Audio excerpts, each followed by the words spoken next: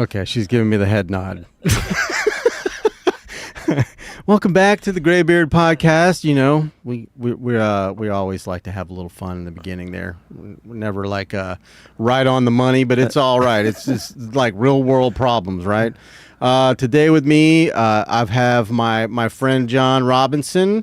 Please welcome him, everyone. He's like the fittest man in the whole world. Thanks, Joe. Thank you. Yeah, man. And you know, I would like to mention that he's been filming his podcast here in our studio, and we're going to talk more about that. We're going to talk about all kinds of fitness things that probably we talked about before. All good.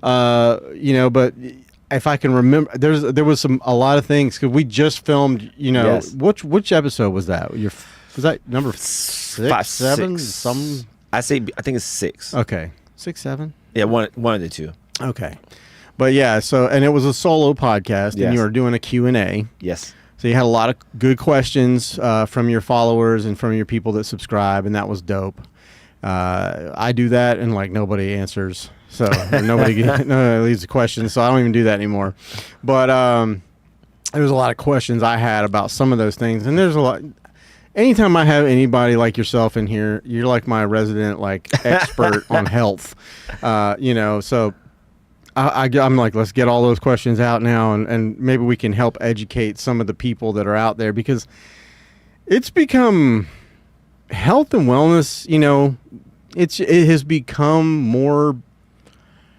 Not that people weren't already thinking about it, but it's become more forwardly focused. Yes. And more prevalent in today's society. Do you agree? Yeah, I think so, because it's just, you know, one thing, it's so much information out there. First of all, it's so much information from social media, like all these different things that's going on in the medical field or healthcare itself. Like we got peptides, GLP-1s, and like all these different things that's going on. I think that also helps steers those conversations or puts people in that space of, man, I need to take my health a little bit more serious, because all these different technologies out, or there's different medicines out that's going to help me lose weight. So I think those really help that conversation, or help people get more intentional about being healthy. Yeah. So no, you're 100%. But those are like some of the things that I don't know. I question everything. Like we talk about. I say that a lot. But every time they come out with something new that's like a shot or a pill or something like that, that's like a lose weight quick. Yes. You know, I get I'm sketched out by it. You know, like I'm a guy, you know, like I look pretty fit. I look pretty healthy. You know, I have the build that what I have found out is called skinny fat. You know, like I don't got a lot of muscle on me, you know, but I don't look big either, you know, like, and I haven't been, you know I should, but I haven't been to the doctor as much as I need to, probably, and get my, you know, blood work done and checked on, because I'm getting up there in age. We're not getting any younger, right? Yes. But it's like, you know, so yeah, I'm like, well, are they safe? You know, are there things that you need to do in conjunction with? And I did talk to, you know, Courtney a little bit about that, but it's just one of those things that I'll ask as many professionals and people in the field. Absolutely. That I can possibly ask, because the more information you have, the better, you know, the more you are. Exactly. Yeah. And the better hypothesis you can make, I guess, about that thing. But, you know, yeah, where do you stand on all those things? Great question. Okay. So for me, I think that everybody has a different perspective, right? So some people think, I'm going to use it for the best example I can. So you have people who are like, you know, vegan or vegetarian, right? And they don't eat meat, right? Mm-hmm. So they find that, hey, if I do that, you know, I find this is the best way for me to do that. Then you have people who just eat meat, or just regular people, right?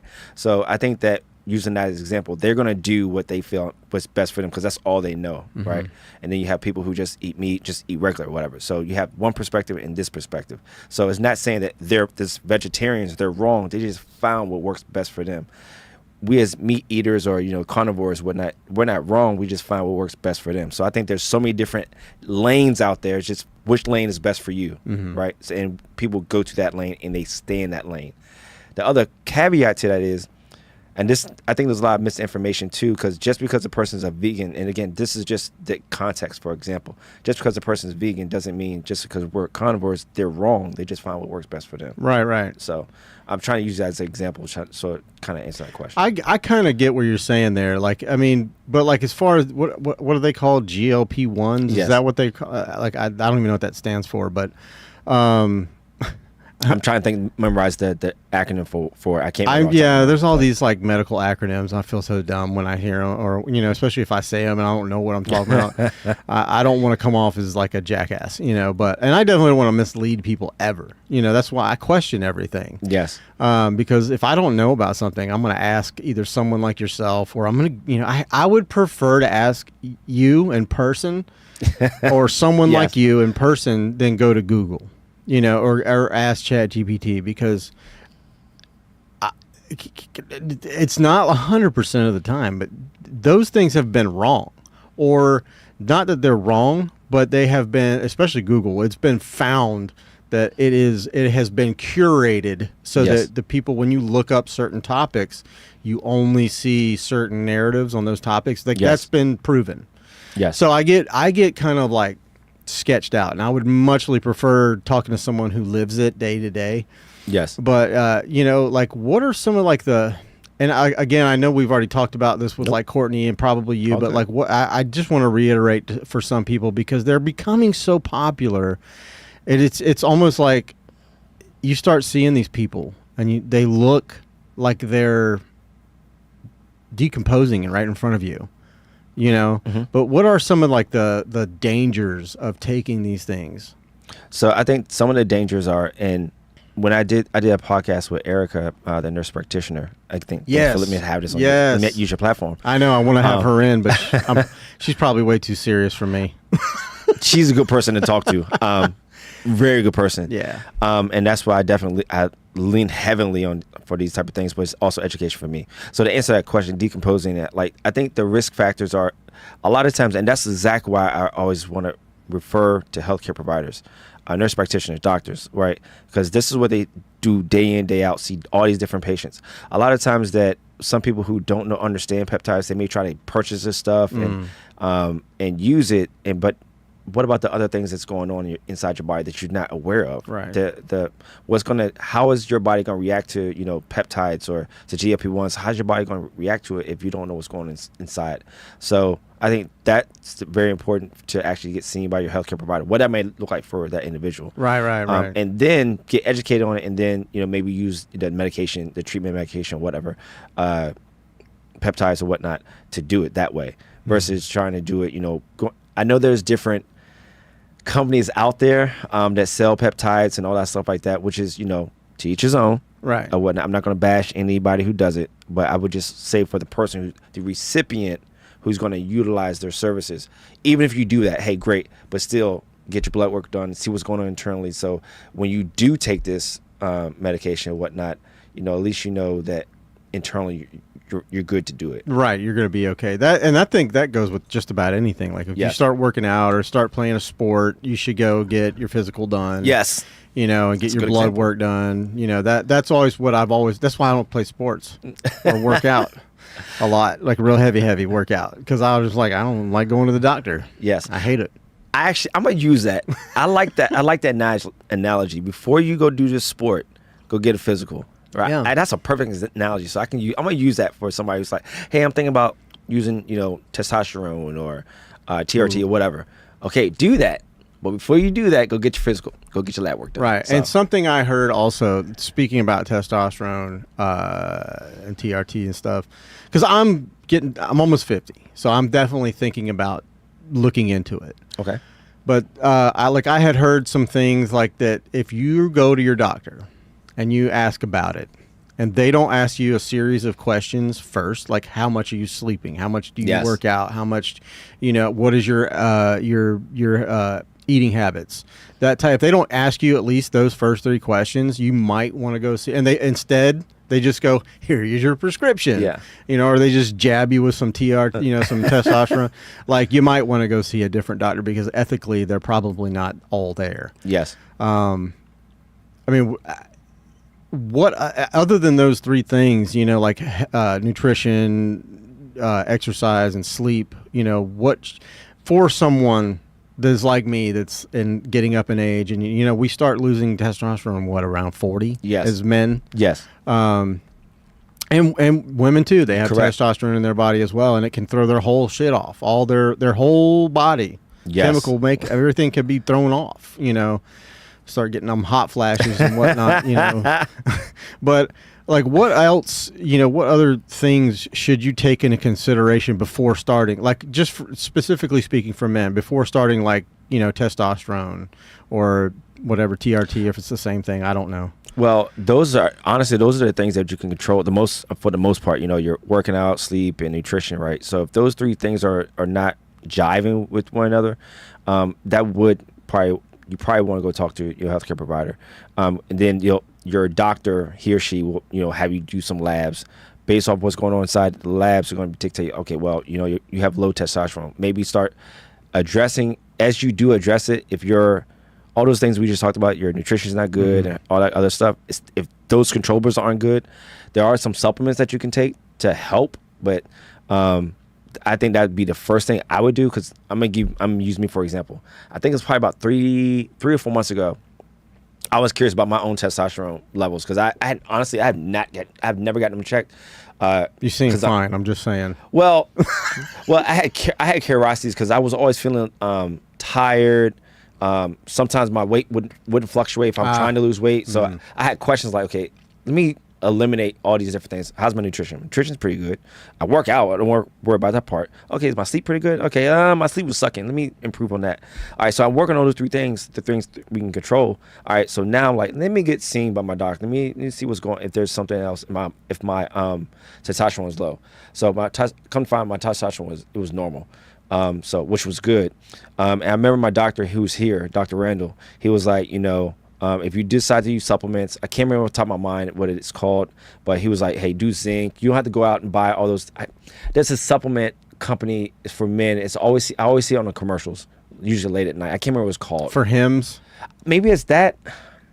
They have a for hers as well. Maybe it is that. Yeah. They have like all the things. They have like supplements for your testosterone, your hair loss, all this other shit. Maybe it's that one. It could be.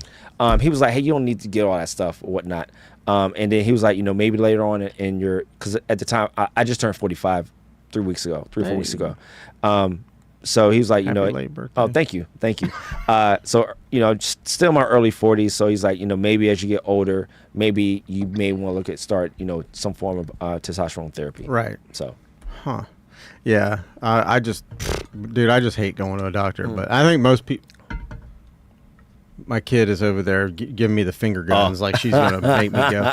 Because she's about to be a surgery technician. Yeah, I know, I know. Well, and not only that, but I'm dad. Yeah. So they want me to live as long as I possibly can, and I'm down for that. Yeah. But my thing is, like, I want to live as long as I can, but have as much functionality as I can. Yes. And I think that is probably the one and only reason, that in and of itself, why I want to really get regimented with like diet and exercise, and maybe possibly those, like the TRT supplements and stuff like that. Now, you said there were some supplements that can naturally help increase that. Like, do you know what are those types of things? So I know zinc for fact, because I bought some. I don't take it that often anymore. Zinc. I take it every day. Oh, do you? Okay, awesome. Yeah, I don't notice any difference though. Okay, but carry on. No, and there's another one. I want to say I know I'm gonna tear this up. It's like a DHAA or DHCA, something like that. Mm-hmm.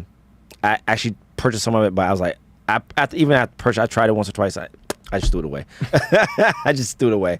So for me, I think those are like the main supplements. But again, if you want to look at doing some of the other supplements you can get from like GNC, they have like certain sections of testosterone boosters or whatnot. I mean, honestly, what the hell's in those things?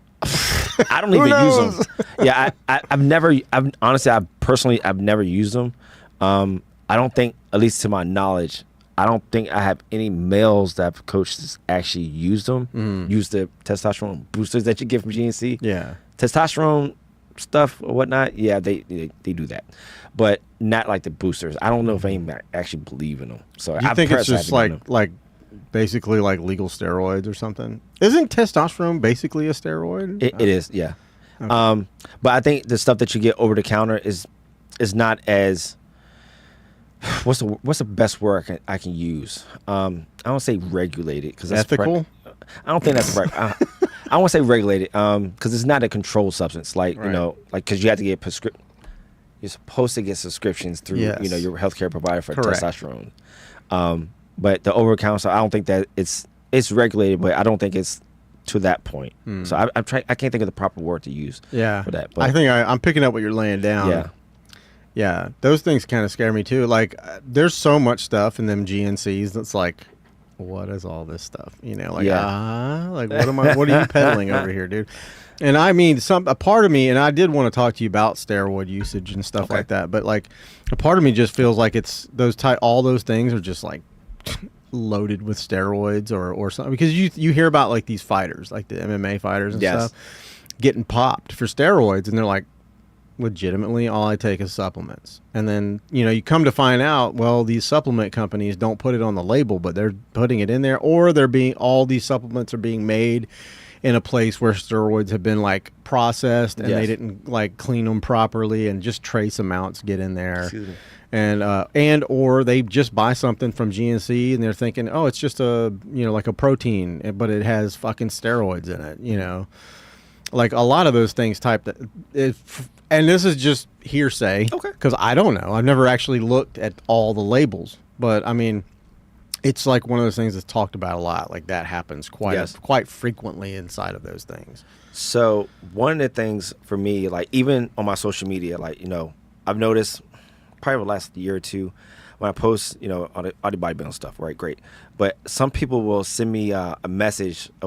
I don't know if it's spam or not, but like, hey, love what you're doing. Hey, are you interested in buying, some of our testosterone? And they'll, I go to their page and it's like all you see is like these vials and stuff like that. So I'm like, nah, no, thank you. I'm good, and I'll block them. So, I mean, I'm saying all to say there's people out there who's, truly peddling, testosterone, Anavar, all those different things, and it's not the most safest thing. So I will always lean on, having a doctor prescribe it to you, unless there's a company out there that's a trusted company that's, back to, that's properly regulated. So. Or you have a prescription from Mexico. I'm just saying, there's a lot of shit that's illegal here that's not there. Yeah, go to Tijuana and get all you want. Right, so. right. That's a little dodgy. Yeah. I'm not sure I want to be sticking that, I'm good on that. Yeah, you stick yourself next thing you know, you got it. Nice. Perfect timing. Yeah. That's so yeah. I hope I Oh yeah, man. So. Yeah, I mean there's so many, I don't know, like growing up, like all the jocks, like obviously where they were all taking steroids, and I don't know how they turned out, but I mean, obviously, like I know a small amount. Like I know that when you start adding anything that's like a supplement to your body, if it's not because you're lacking it in nutrition or what have you, and you're just putting it in there for extra, well, your body starts to not produce as much of that on its own.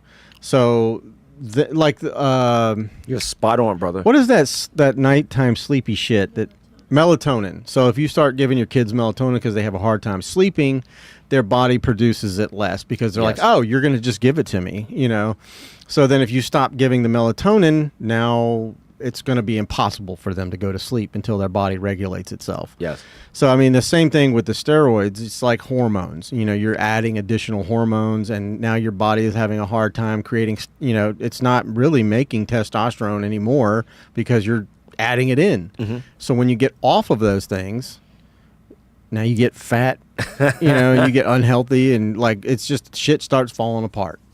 Yeah, and I think also that's when addictions happen. Right. You get stuck to doing it. Yeah. Because you rely on, that's a good word. You rely on that testosterone. You rely on the melatonin because it's been working for you for so long. But all the other things, the natural way of getting melatonin, your natural ways of getting testosterone is decreased. Right. Because you've replaced it with something that's, synthetic. Yeah, synthetic. Yeah, I don't know how do they even make that stuff? Yeah. I mean, it's like I heard they can make it from what is it, like some kind of root or like sweet potato or yam, wild yams. They can get is it testosterone or protein? I can't remember what it is. It's something they can derive from wild fucking yams. And I'm like, what? Damn. Yeah, you can get testosterone out of yams? Like, can I just eat the yams? Why do I need to pay you? That'd be better. Yeah, I'll just grow them in my backyard, bro. That'd be wild. So switching from that, we'll go all over the place. You know how my brain is, dude. Man, I love it. So you've done now 6 podcast episodes at least. 6, yeah. Roughly 6. What has your podcast experience been like? So this definitely for you, because I'm definitely going to say this out loud. So when we did our first podcast, so let me back up. I've done a podcast before, but it was like all audio, and I had it on my channel. It was horrible. But you got to start somewhere. Yeah. When Chris introduced us, connected us, and I came in here, I saw this place. I was like, man, this is way better than I've ever been exposed to. Okay. Right. And then when we sat I'm glad down, you don't get out much. Well, because this ain't much. Well, it's much to me, okay. Right? I appreciate that. Definitely. If I could have a studio, this is perfect. But when we sat down and we just going back and forth, just conversation, I enjoyed the whole conversation. It was therapeutic for me. Mm-hmm. It was very therapeutic, and I was just on cloud 9, man. The feeling every time I lied to you. Now I told my wife this, Cleo, which you got a chance to meet. Mm-hmm. Every single time I come in here, I step into this booth, I step into the studio, it's like I step into the gym. I get so excited. I get super excited about going to the gym. I get super excited about coming in here and doing this. I'm no bullshit. Yeah. No bullshit. Because it's just very therapeutic. I can be me. Yeah. Right? Mm-hmm. I can let my guard down. I have a good time to have a conversation with you. I have a good time having conversations with whoever's across from me. And it's very therapeutic and it's fun. But also there's messages to these podcasts. It's a great time, but there's a lot of messages and added value to the people who follow you, follow me, who watch. And hopefully this inspires other people, because everybody has a voice and that everybody has something to say. Everybody has a story. Hopefully it inspires somebody else who was scared to let their voice be heard, come out and say it. So that's what I get from all this. Yeah. So, I feel like I'm preaching again. I'm sorry. No, dude, preach it. I'm good with it. We're here for it. We're going to be playing with snakes later. Uh-oh. I'm kidding. I'm joking. No, but I love that, and I agree with you, and I wish that, it'd be weird like if everybody in the whole world had a podcast, which at some point we all felt like they did. Yeah. But everyone has this, almost everybody, I mean, except for the countries that, the places that don't have internet or technology like that, which is crazy. We can get into that. That's a rabbit hole in and of itself. My brain goes into, but for the people that have internet and capabilities to do stuff like that, they do have social media. So they either they're consuming it or they're putting it in there or they're adding to it. So everybody has a voice, and I am such a free speech nut. Yes. Probably because I do this, and I've seen firsthand how the government itself has tried to influence social media, and anybody that talked about anything that they didn't like, they would shut it down, or they use the term misinformation or disinformation or malinformation, one of those 3 terms. And if it's any of those, they're like, get it out of here. But then it's like, okay, well, who's the fucking guy behind the curtain that decides which one is which? Because I've often said I'm a moron and I don't know anything. That's why I have people like yourself in here, and I'll ask questions. I do read. Yes. Anybody can read, anybody can do their own research. So if I do something like that and I talk about stuff, then I'm like, okay, I'm not an expert at all, but this is what I've found. But having that said, just for you, like your edification, the podcast thing, going in and having to go in and like write down all your questions and figure out what you want to ask these people, and who you're going to have next and how you're going to format it, all those things, what was that process like for you? So I always start off with a person. I'm like, hey. So before I ask a person, I'm asking my. This is what I'm thinking in my mind. Before I ask this person, will this person actually do it, and then will they feel comfortable answering some questions or just having a conversation? 9 times out of 10 so far, everybody's been okay to do it, which is great. Then I go into preparation questions before I talk to them. Hey, this is usually the spiel I give them. Hey, I would like to do a podcast with you, 60 minutes, all that good stuff like that. It's going to be here, all that stuff like that. Never give your address out until they confirm. Oh, you're fine. So, but anyway, so I'll come up with my talking points. I'll tell them, hey, these are the things we're going to talk about. It's really going to be organic. The talking points are just things to reference because I don't have dead space. But also, if there's something that you don't want to talk about, you don't want me to ask you, let me know. And, I won't go into that conversation or questions. And then I'll send it to them. Before I come in here, I'll read through it or whatnot. I just read through it, skim through it real quick because, for the most part, I should memorize because I wrote it. And I just read through it, make sure it's good, and then lights, camera, action. So when I'm sitting in that seat that you're sitting in, I'm not going to lie, before I get excited about coming here. So hopefully my excitement doesn't, fuck up the podcast because I get super excited because sometimes I have to, in my mind, I'm like, okay, talk slow. Don't go too fast. You're excited, John. You're excited. Talk slow. Slow it down. Calm down. Okay, you're ready. You're here. Yeah, because I get so excited. Yeah. So I don't know. Yeah. I think I say bring the excitement. I say start out with a bang. And just let it. If you can keep that energy, keep it. Because it's who you are. Yes. You know what I mean? I think that's one of the things. And I was talking to somebody about content creation the other day. I think it was those two gentlemen that I had on, Ben's 47 and Kyle McCrone. Shout out. They're basically making their entire life, not their entire lives, but like a big portion of their lives is making content for social media, and that is a lucrative job for some people. And it's one of the things that they were doing, and we were talking about, just like I get sometimes you do like the content thing, like you jump on a trend or whatever. But outside of that, like the content that blew up for them the most was the stuff that was like them hanging out, having a good time, just being themselves. Yes. And I think that really resonates with people that look for a show, look for something to be entertained by, whether it be something like this or your show, which is extremely informative and it's fun, because you're a personable guy, you do have that energy, and you have a likable personality. Like, I don't know, like that's just how I feel about you. Thank you. And I'm really an asshole. Yeah. No, I'm joking. That's what Chris said. Just kidding. I'm kidding. But no, and I think that the people you have on, you make good selections because like you have an idea in your head for shit you want to talk about. Like, like and I'm going to tell you right now, like having a nurse practitioner in is like, that's a ballsy move for you and for her because, especially if she's practicing. Yes. I've been very careful about bringing people. I want to bring people in the medical field and, people that are like, have their masters and, whatever that they've been to the. They got letters behind their names. Yeah, they got all the letters and stuff. Except for Bill Cosby. I don't want him. But, Dr. Bill Cosby. Anyways, I want one of those doctorates.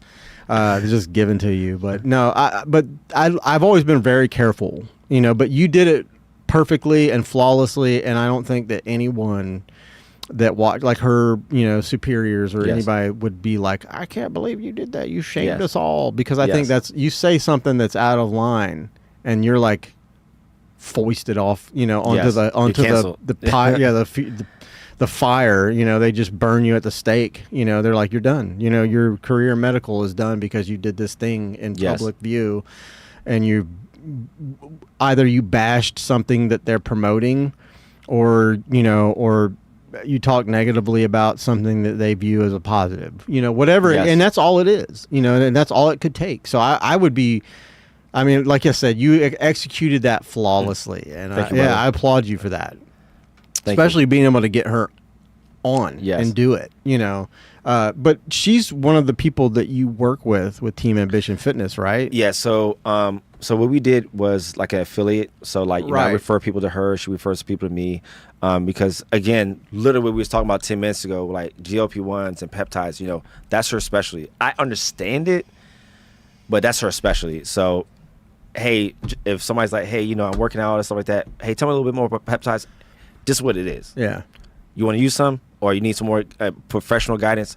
I have a lady who's going to be able to, you know, I trust, know, regulate it, can help you get there, or utilize the medication. There. Right. So. And not only that, but I'm just going to say, like, if I'm getting like advice on health from somebody, like, I want them to look like you. I want them to look like, and she's, for a doctor, I've never seen a doctor, like, sorry, no disrespect, but she's like very healthy looking. Yes. To put it nicely. Yes, very.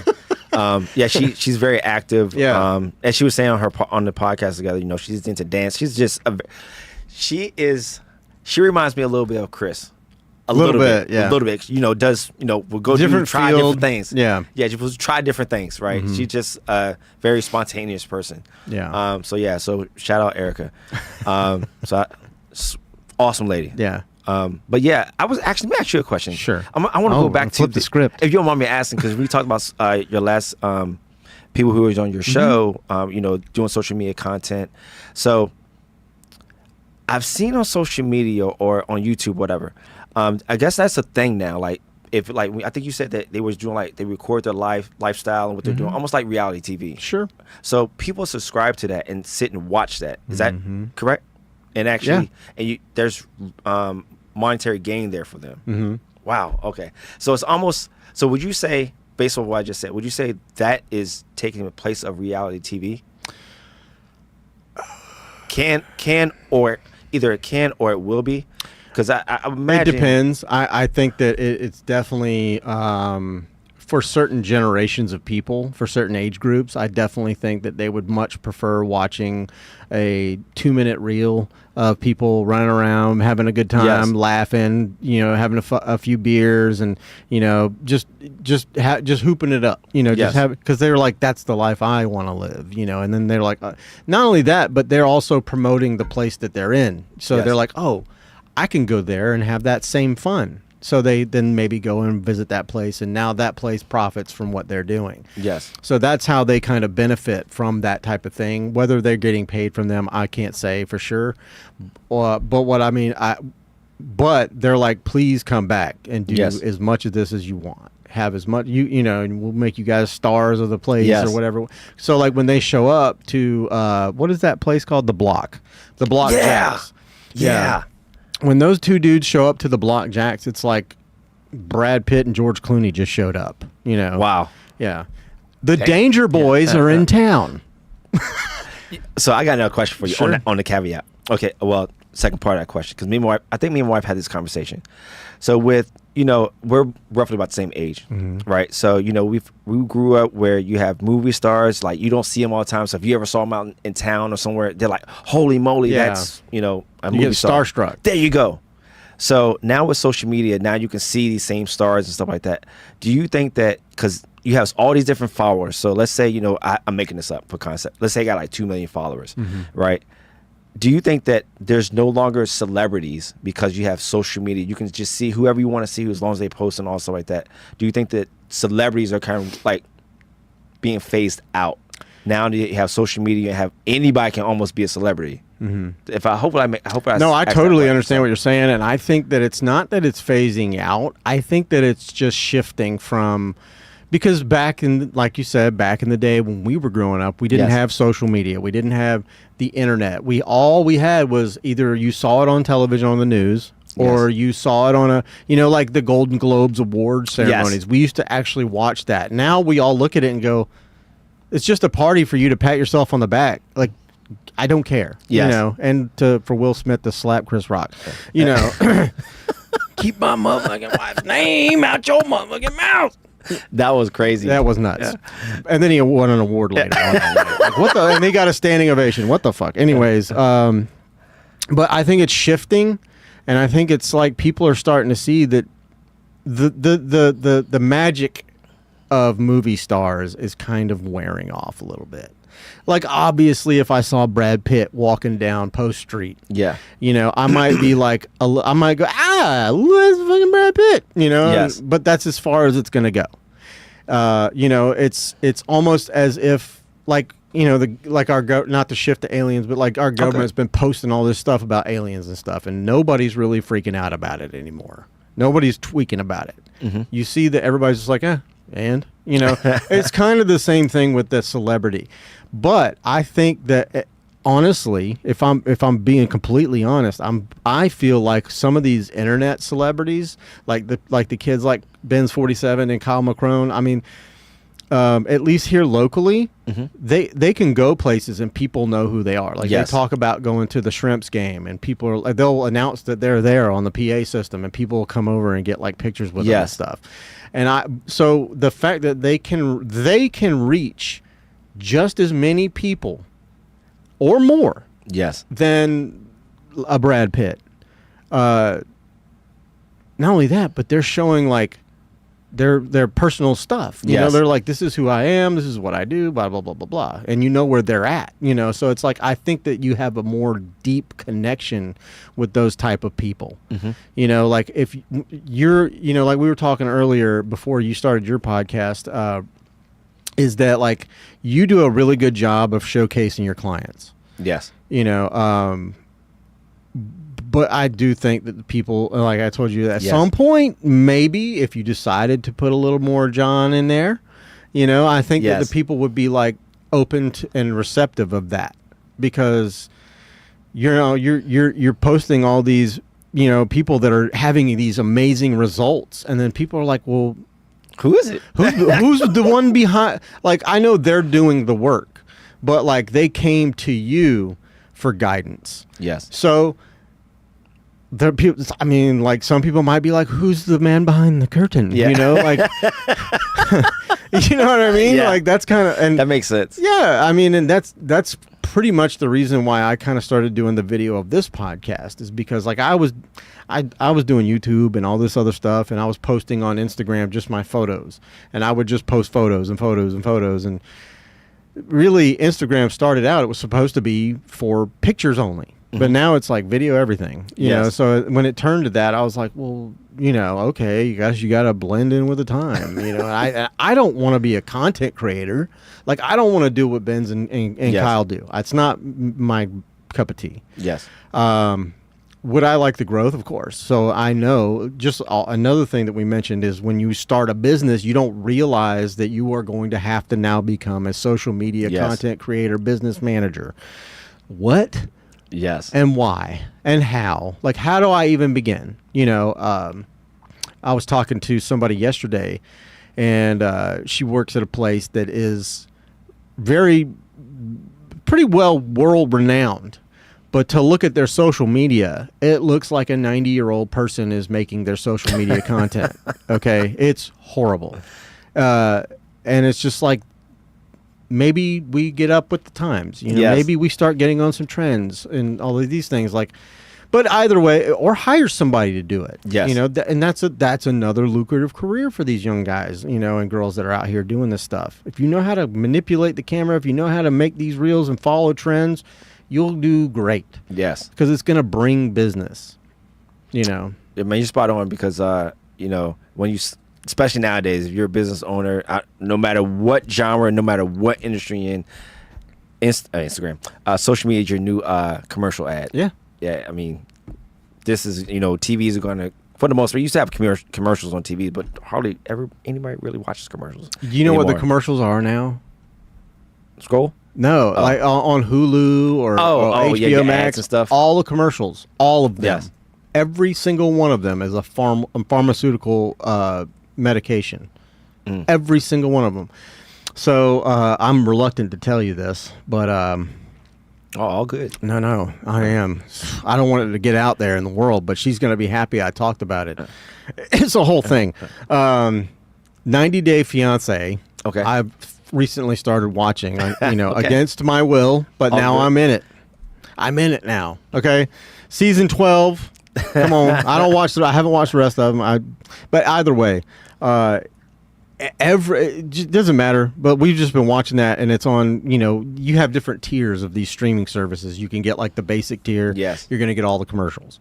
The medium tier, you get like less commercials. Yes. And then the top tier, which is like premium, you get no commercials.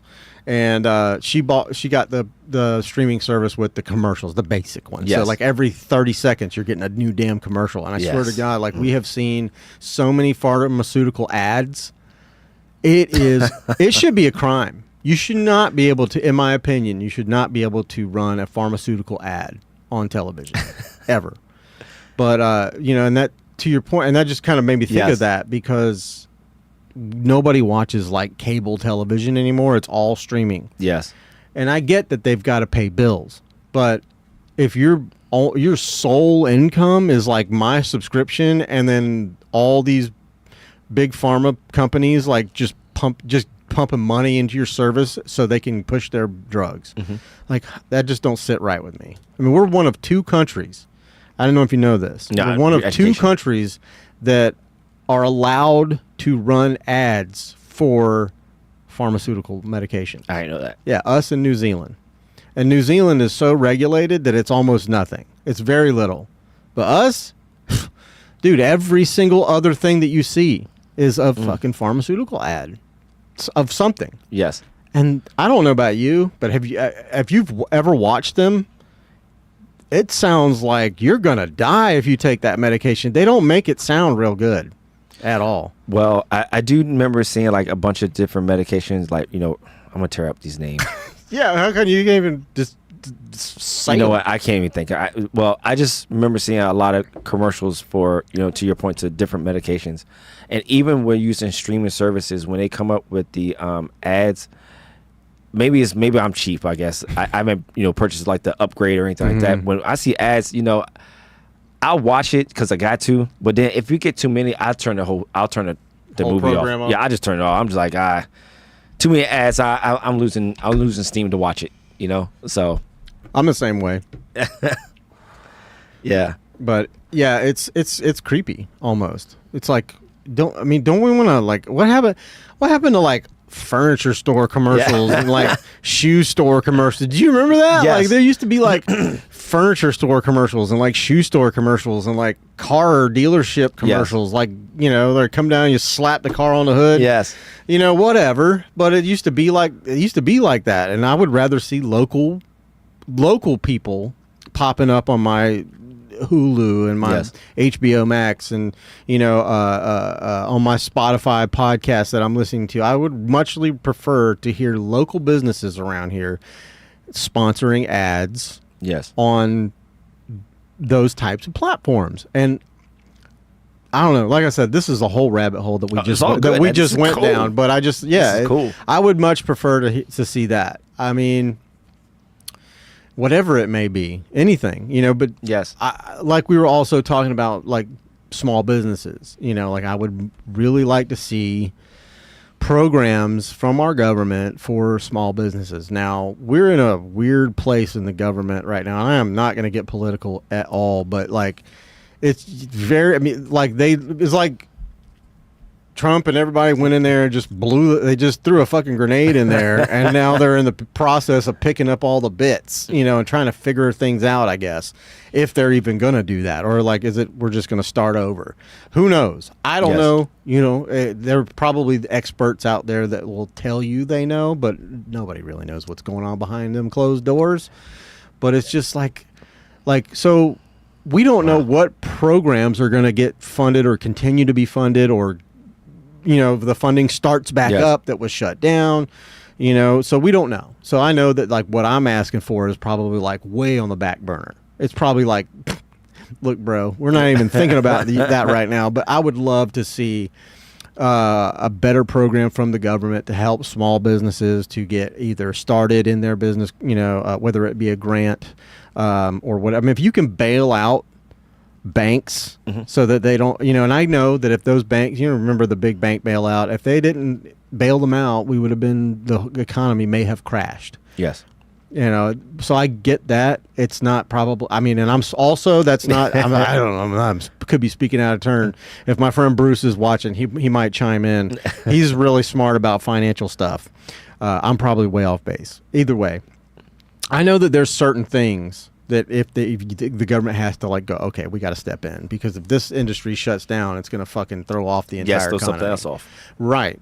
So, but like, I'm just like, you know, maybe like help some other small dogs get out there, you know, like the only opportunities it seems like these days for businesses are if you are a ginormous multi-billion-dollar business, like a, you know, Wally World. I'm not going to say the full name. But you know what I'm talking about, like those types of places that are just everywhere and they're just like raking in money, you know, and basically putting every small business and mom and pop place out of business. You know, I would just like to see that more. Understandable. Well, hopefully, you know, over the next few years or so, you know, there'll be some changes in. There's obviously, it's no matter what, we have to have a change in office. Sure. And, you know, to your point, I'm not going to dive too deep in the political realm. Yeah. But change will come, and we'll see what happens with the next person who steps into those into the Oval Office. Yeah. Whoever he and or she may be. Or they. Yeah. Oh, there you go. They, them. I mean, who knows? We might have just misgendered the next president, because there's like 75 things now. I don't even, pronouns. I don't want to get on that at all, because I will get canceled. Yeah. I have a very kind of one-sided view about, not really. I'm open to people. You know, I love people, and I'm open to whatever you want to do. You want to be a cat, you can be a cat, but you're not going to shit in a litter box in my house. It's not happening. Okay. Like, I heard a story, like, I told a story on here one time that was and this is a rabbit hole. One of the guys I was working with one day, he used to be a school teacher here in this county, if you can believe this or not. But yeah, there was a person that was identifying as a cat, and they were true story. And the school was forced to let them put a litter box. Are you serious? In the classroom. That's crazy. Dead ass. That's crazy. I mean, I believe you. Yeah. That's just it's hard to believe. That's just crazy to believe, but that's crazy that you know, the principals or whoever went through it to actually, okay. Well, okay. Speechless. You know, I'm sitting here thinking, if somebody came to me, it's like, if I worked at a school or if I worked at wherever, hey, you know what? My name is not Donald anymore. It's Cat.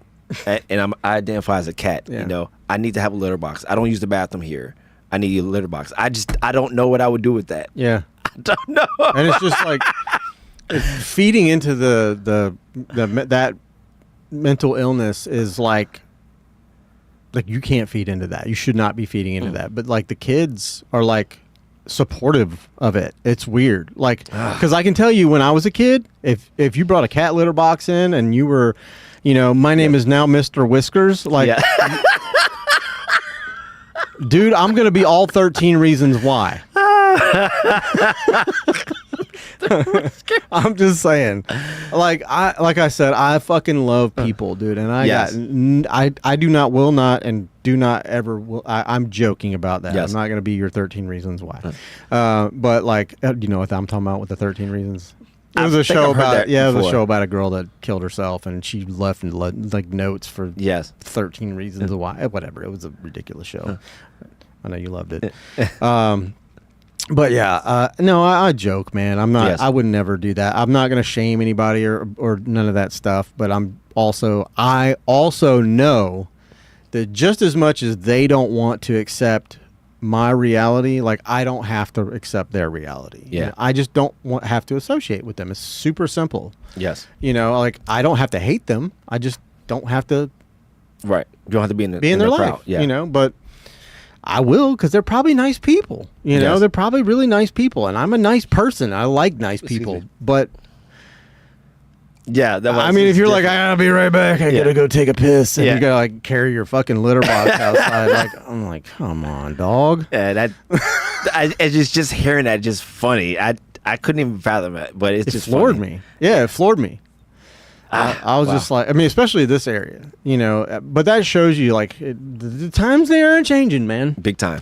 It won't matter soon enough. It won't matter because we're health, fitness, what gender you want to be. And it ain't going to matter because we're all going to have our brains stuffed inside of a robot. And it's like, oh, cool. What model number are you? Well, with that, I'm actually going to ask you another question. With you got AI, everybody uses, a lot of people use AI, right? So what do you think's next? Like we got cars that's driving by themselves. So what do you think is probably like the next leap or bound we're going to have, from a technology standpoint, if you had to guess? That's tough. But I've kind of mentioned, talked about this a little bit before, but this is if you took this phone and all of its capabilities and with the 5G, network and took it back to 1990. Doesn't seem like it's that long ago, right? And it's 30-ish year or something like that. Right. But just thinking about it, because we're from that era, you're like 1990 wasn't that long ago. But yeah, 30 fucking years ago. If you took this phone back then, we would have been like, oh my God, that's the future, bro. Look at that. That's magical. We were so dumb back then. Like in 1990, I don't even think we had flip phones back then. We had those giant box things you had to carry around, or the Zach what's his name? Zach Morris. Zach Morris phone from Saved by the Bell. That big ass fucking thing with the antenna, like a brick phone. Yeah. Yeah. That's what we was rocking back then.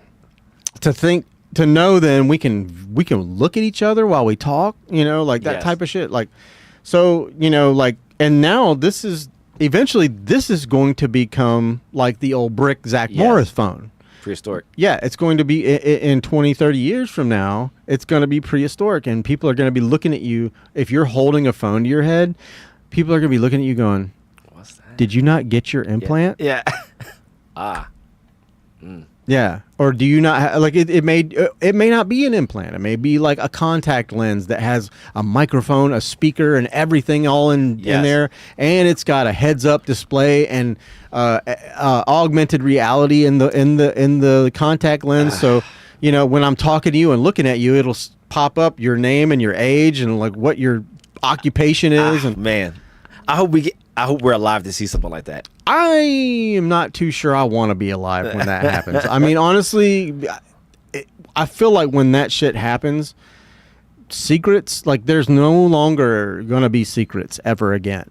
Because all your I can access everything from you, and you can access everything from. Of course, somebody's going to come up with that'll be the new commercial on Hulu. It'll be for only $9.99 a month, you can get your new firewall, and no one will be able to see what porn you're looking at. But eventually it's going to be like everybody can see everything that you do, and there will be no secrets. So everybody's going to be on their P's and motherfucking Q's, or they're just going to be those people out there that openly are psychopaths and just don't care.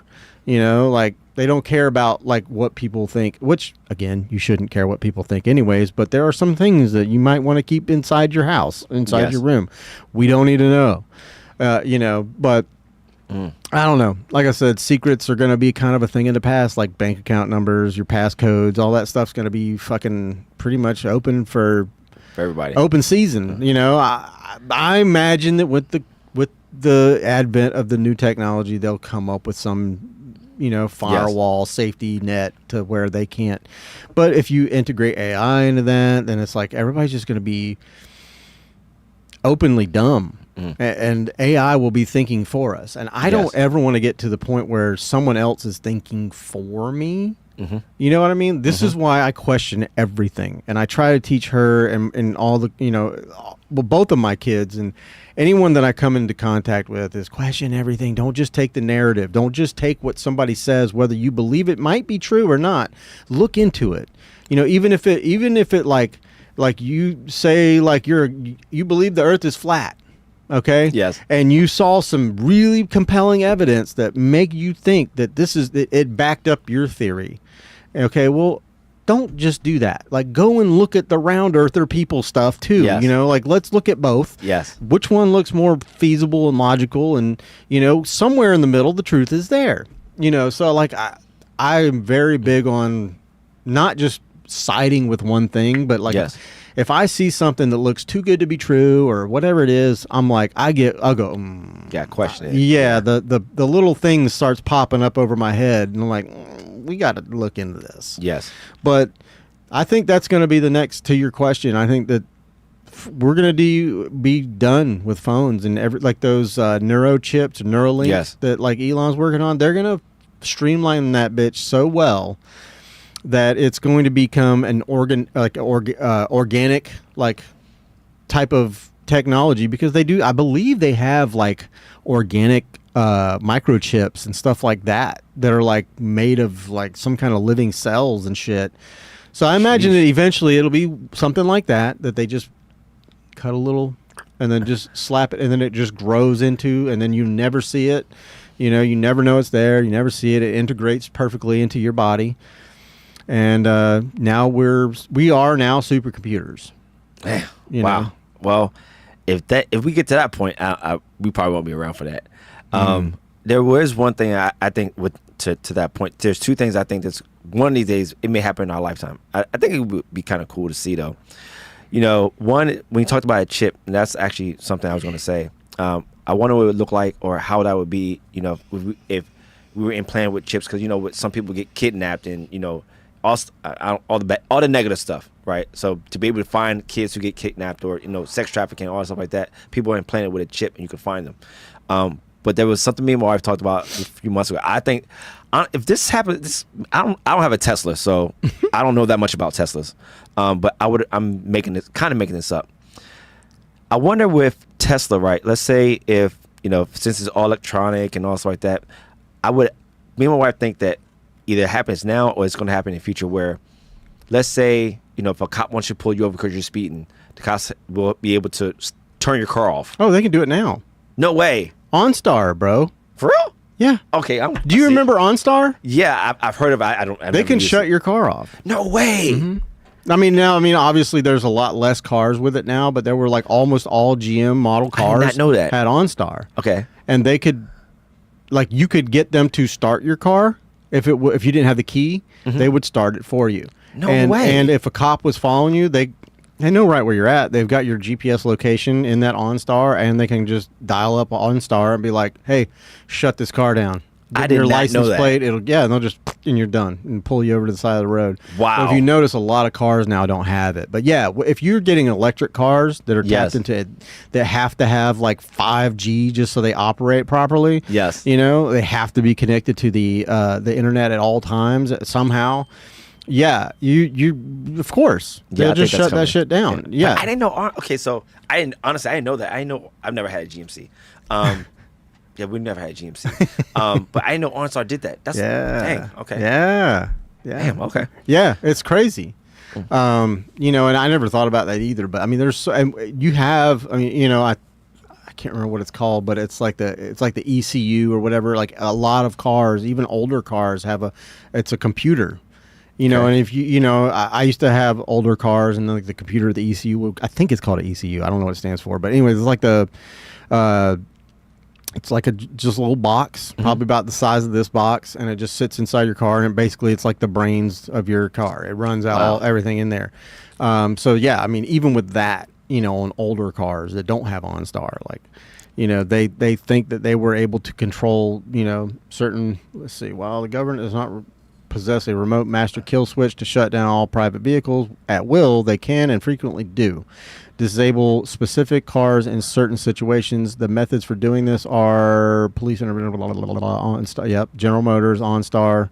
Yep. Wow. Mm-hmm. I'm glad you found that, because I was honestly guessing.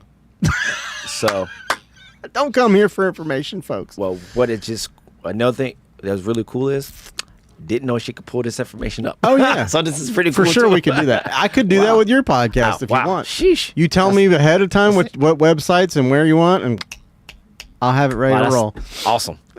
Awesome. But no, that's good stuff. Thank you for sharing that. But yeah, I didn't know OnStar did all that. Oh yeah. So, do you think they're gonna have? And we literally just talked about this yesterday, 2 days ago. I wonder, Tesla, or is there because we have electronic trucks, we got electronic cars. Are there any electronic motorcycles, like true motorcycles? Yeah, not e-bikes. Yeah. Oh yeah. Really? Yeah. I want to say Harley just came out with one that's like a high performance. It's not like an e-bike. You know, Okay. It's not like one of these little scooters that only goes like 45 miles an hour. Yeah. Nothing like that. They've got like e-motorcycles. Wow. Yeah, Okay. electric motorcycles. I'm probably never going to ride one of those because first and foremost, when you're on a motorcycle, you require what are these? Yeah, but those are scooters. Oh wow. Oh wow. Yeah. But yeah, they require. I mean, listen, it's already dangerous enough to be on a motorcycle in traffic as it is. Mm-hmm. I require a loud engine and loud exhaust so that people can at least hear me when I'm coming. They can hear me coming, so they start looking around. And if I see somebody like doing this shit, I will get, I hit the gas right next to them. I hit the clutch and I just rev the engine, and they'll go and they'll look, and then they see me. And I lock eyes with them, so I want them to know I'm right beside you. Please don't change lanes. Yes. But if you get on an e-bike, an e-motorcycle that's going 65, 75 miles an hour with a bunch of traffic in rush hour traffic, they can't hear you because those things are silent as the wind. Yes. All you hear is yes. and it's not even that loud. Yes. But yeah, I mean, and I'm one of those people that I prefer. I like mechanical shit. Mm-hmm. I like being able to change gears. I like manual cars. I like manual motorcycles. They've come out with motorcycles now that are automatic, and I'm like, that's a scooter. That's a overpriced scooter. Get the fuck out of here. I need to be able to pull the clutch, change the gears. That's just me. I just like that. Yes. I like that functionality. It makes me feel like I'm in control of it. I never want to have something like that where it's electrical and people can control it. Tristan said to look up the Suron. Oh, E-bikes. Suron. Yeah. Oh, wow. A lot of people getting hurt on these too. Oh yeah. Mm-hmm. Well, that's because they act like and idiots. kids. They give these shits to kids, and they don't wear helmets, and they split their. And they're high. They're very powerful. They are. Sheesh. And they go very fast, and they can be very dangerous if you don't know what you're doing. It looks like it looks like, oh, it's just a little bicycle with dirt bike tires on it, and I can just pull the thing. No, you will kill yourself on one of those things. Sheesh. Yeah. Wow. I don't suggest anybody start riding an e-bike, but I think the point where you were getting to is like, and maybe I'm wrong, but like eventually everybody's going to be in some kind of electric vehicle driving itself. You're not, do you remember iRobot? Yes. That movie? Yes. And where he was like, what the hell? And he's driving the car. He puts it in manual mode. And then somebody's like, why do you put it in manual mode? That's against the law. And he's like, I'm a cop. I do what I want. But he's like, I need to drive. I don't trust these robots. He never trusted the robots. But it's going to get. Prime example movie. I think that's where we're going to get to. I think it's going to get to one of those things where everybody's going to be on automatic, and you're going to get there safer, of course. But you're not going to. I mean, if it goes haywire, you're fucked. And we've seen it happen. It's already been happening. Of course, by the time it gets to the point where it's like mandatory, well, I hope I'm gone by then, because if anything like that becomes mandatory, then we don't have, this country is not what it used to be. It's not, we've lost something, it's now communist, and I don't want that. I want to be able to decide. I want a V8, Camaro or whatever. I want something that stick shift, 5-speed, just 1,000,000 horsepower. Yes. I want to be able to just American muscle. Yeah, I want to put gasoline. I don't, I want to pump my gas in 2 minutes versus sitting at a fucking electrical charger for 30. Yes. I'm sorry. If she drove an electrical car and had to stop somewhere on a road trip to I know she's packing, which is good, but I also, it's like, if you're a female and you're sitting out in the middle of the night on a road trip at a fucking gas station, sitting at an electrical e-charger waiting for 30 minutes, you don't think that there's people out there that are like specifically targeting people like that? Predators. Yeah. It's insane. Like there's people that target people as soon as they get out of their car at Walmart, or at some grocery store. They'll go, ooh, there's a mark, and then they go over and they'll put something on their car, and as soon as that person, or they'll put $100 bill on the ground, as soon as that person goes to $100, and they pick it up, you're gone. So like That is, man, that's scary. Yeah, there's so, like I said, these are all the things I think about when I'm, home alone and the power goes out. I have these like deep thoughts like constantly during the day. If I'm not doing anything, if I'm just working, I don't think about the work. I don't think about what I'm doing with my hands or any of that stuff. I go inside here and I start having all these thoughts and ideas and stuff. And then you come over and I don't shut up. No, it's all good. But honestly, a lot of the different things that you share, especially through whether the cameras are on or off, you have a lot of I hear you have a lot of creativity. That's your gift of creativity. I think it's an opportunity. You have a lot of opportunities to share those with other people, and you're doing it through your podcast, but also because you're talking about showing your terabytes of different things that you've done with your photography. I heard you correctly. So sounds like you have a gift of creating. Yeah. So that's why I hear it's a gift and a curse. So because that's what we were talking about. It's like a gift and a curse. It's like I love to create, but it's never good enough. And I will either keep fixing it until it's just unwatchable, or I just get tired of it and push it to the side and it never gets finished. That's where I'm at, in life. And it's, like I've started to get to a point where I have to just go, okay, enough's enough. Enough's enough. Let's send it to the client, see what they think, let them decide if they like it, if they don't like it. Do you want to go a different direction? Do you want to, change the music? Do you want to cut a few scenes? Whatever you want to do, or you know what? Scrap that whole project. We want to do it this way instead. Yes. And I think most creators like myself, like photographers, videographers, or whatever, I think we're malleable in that way.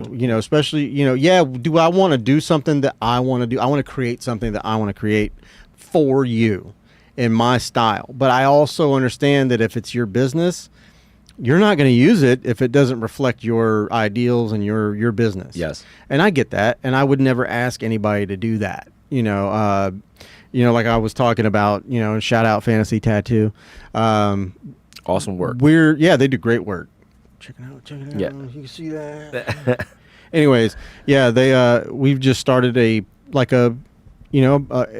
really don't know if I should talk about it. But I will. Because I don't want, I'm sure they don't want everybody they need money. I need money, but it's also like we both provide a service. Yes. And we decided that we came to an agreement. We're like, okay, this for this. And I'm like, okay, cool.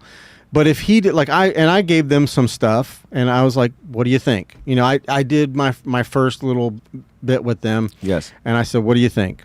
Here's a couple of different things. Take a look at it. And I let them decide, what do you want to keep going this direction? You want to try something different, what have you. If you have ideas, bounce them off me. I'll bounce ideas off of you. But I know that just like them, most artists just want to do the work. Understand? Like you don't particularly want to be a social media content creator. You want to be a fitness coach. Yes. You want to help people get healthy. You want to help people get entered into, shows and go up on stage and show off and be awesome. That's what you want to do. So that's where, and which is crazy that we have come up with a whole new category of job. Yes. All on our own. Nobody else created it. Just regular citizens did, everyday citizens, but so there are people out there now that will go into a business and make their content for them, and you'll package it in a way that you can just go through and go, I like this. I like this. We'll post that. I like this. We'll post that. Or even further, you give them access to your account. They now have carte blanche to create the work and post it for you and grow your business without you ever having to think about it. You just sit back and like, damn, where are all these people coming from? Yes. And the money's just growing. You know, what's happening? When that shit happens, those guys are worth their weight in gold. Yes. And like you said, literally a few minutes ago, you know, with social media, content creator, being a business owner, that is your commercial. You know, the whole content creation. So that in itself is a whole nother job. And who knew that this is where we would be in, you know, with technology and all that stuff like that. It's just crazy. I used to think about when I was a kid, I used to think I wanted to be in like the Sears catalog magazine. I wanted to be a model. I was like, well, I want to be in a commercial, you know, but I'm like, now at this age where I'm at now and with all the technology we have and the internet and everything, and like I can film in 8K on this camera, like I can just do it myself. Yep. Why do I need to, you know? And that's like, it's kind of weird almost, you know, like we've busted down the wall, we've seen behind the veil, and now we understand it. You don't need a production company. Case in point, there's a movie out called Obsession. Have you seen it? We watched it like 2 weeks ago. Okay. What'd you think? I liked the movie. Long story short, I liked it. Yeah. We're talking about when the guy had snapped the thing. Yep. And The he was One Wish like, Willow. Yep. And she ended up falling in love with him. Yeah. He said, I wish she loved me more than anybody in the entire world. And she did. She became obsessed. But that movie, and this is case in point why you don't need these giant production companies anymore. They made that movie for $750,000. No way. That's it. Which sounds like a lot to somebody like me. $750,000 more than I'll probably ever see in my life. But in the first week, I think it grossed over 4 million. Was it 4 or 400? I know it's up to like 400 now. It's like in the 400s of millions of dollars. And could you imagine you spent? It's like that's like buying, you know, on my terms, it's like buying a $10 comic book and then selling it for $1 million, you know, to somebody. You know, I mean, so yeah, it's 429 million worldwide. That's crazy. Yep. And that, the budget of $750,000. So like it wasn't through, you know, obviously they got picked up, but they filmed it and produced it themselves. You know, these guys have been practicing and honing their skills for years. You know, I've been watching those guys on like TikTok and Instagram and Facebook and stuff. They're all over it. They do these little skits and they're hilarious. But I'm like, I know, you know, and my friend Tristan, you know, he's seen them and it's like, you know, like, oh, these guys are filming this shit. This is like being filmed. They're using like boom mics and like it sounds and looks like a little tiny movie. You know, that's impressive. I didn't know that. Yeah, so you just keep practicing, and then eventually you write a movie, and you're like, you write a script, and then you're like, oh, let me get some actors in here. It's just friends. Cool, let's just get some friends together. I got enough friends. Yeah. So you start collecting people, and you know, and then you're like you just start filming shit, and you know, I don't know. Like I said, you could do it on your own for maybe less. You know, but yes. So, anyways, with that being, I'm sorry. No, you're good, man. Go ahead. I'm just sitting here thinking. I wonder. I mean, we won't know the answer to this. Really, I don't think. If you find this up there, I'll be impressed too. But you don't have to look. I know the answer. This is my brain. I wonder if those. Maybe I'm just going to use Obsession as an example because that's what we were talking about. I wonder if they made the movie off of using AI.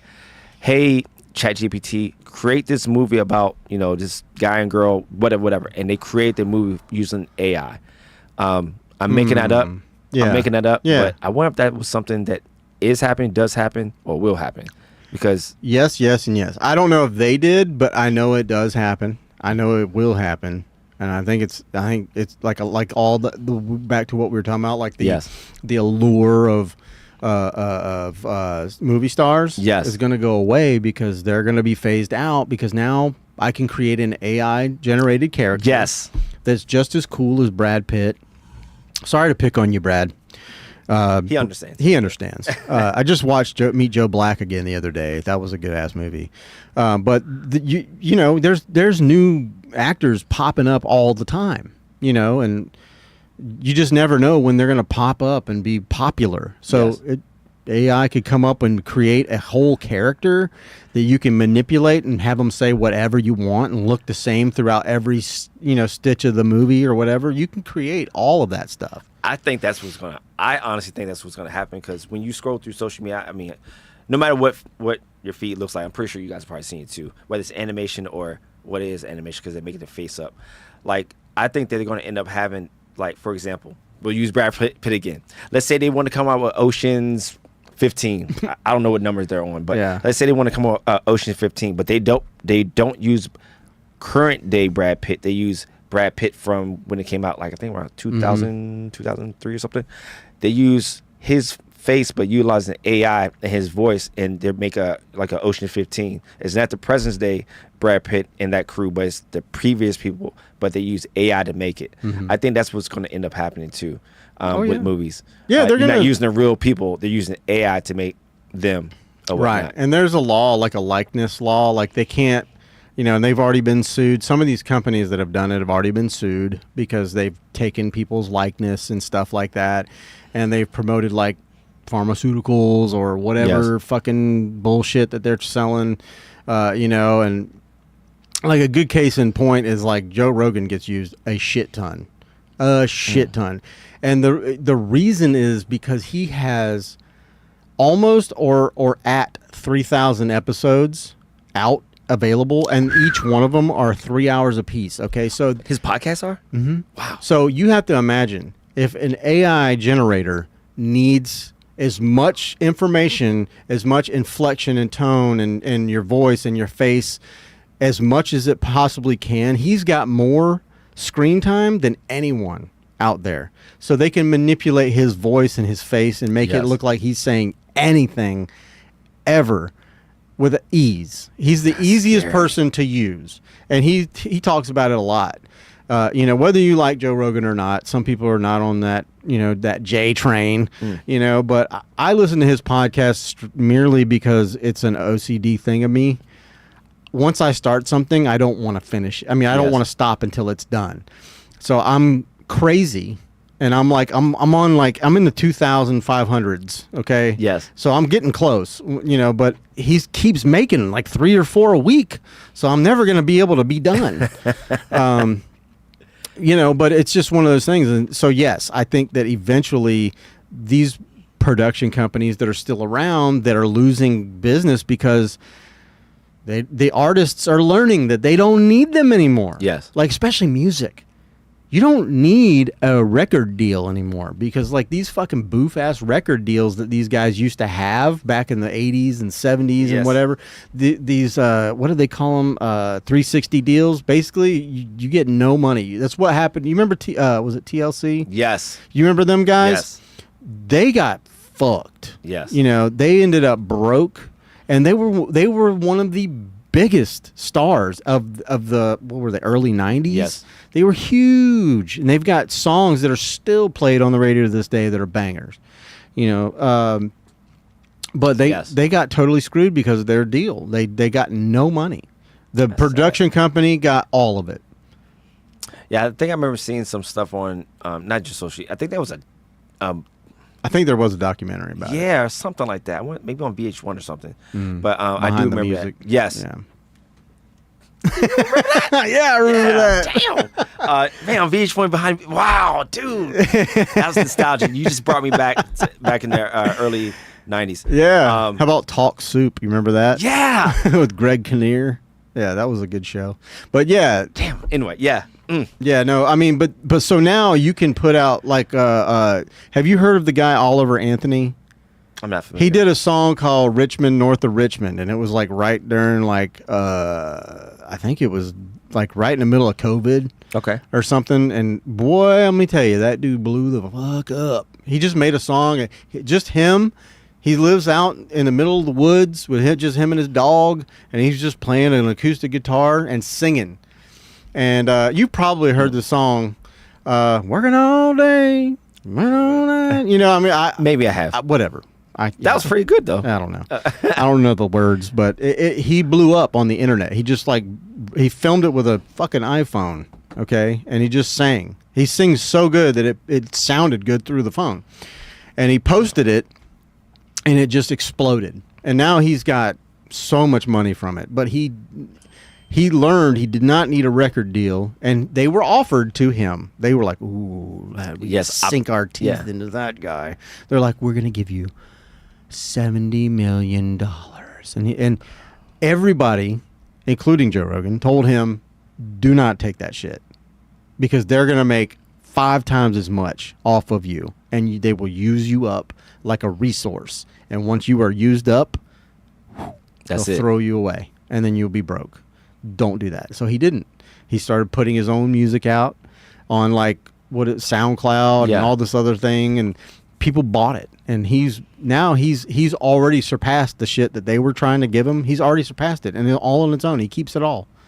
Damn. I mean, he pays his band and he pays the crew and stuff. But I mean, he's like it's like a business, like a mom and pop business. Smart man. Yeah, you know. He listened to what the record company wanted to do. Yeah, man. You don't need those people anymore. Yes. So yeah, to your point, we're getting there with AI and with all this technology and the internet and everything that we have, and people like me and you and just regular everyday people can become superstars. You can become famous. Yes. I don't want to be famous.